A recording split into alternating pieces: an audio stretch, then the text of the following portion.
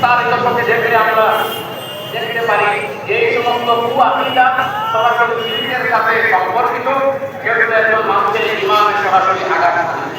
দ্বিতীয় হলো কুসংস্কার, যেটা সমাজকে বিক্ষত করে, সমাজকে ক্ষতিগ্রস্ত করে। যেমন আমাদের সমাজের আমরা এক আত্মীয়ের বাড়িতে অন্যের আত্মীয়ের বাড়িতে বিভিন্ন অনুষ্ঠান করবো,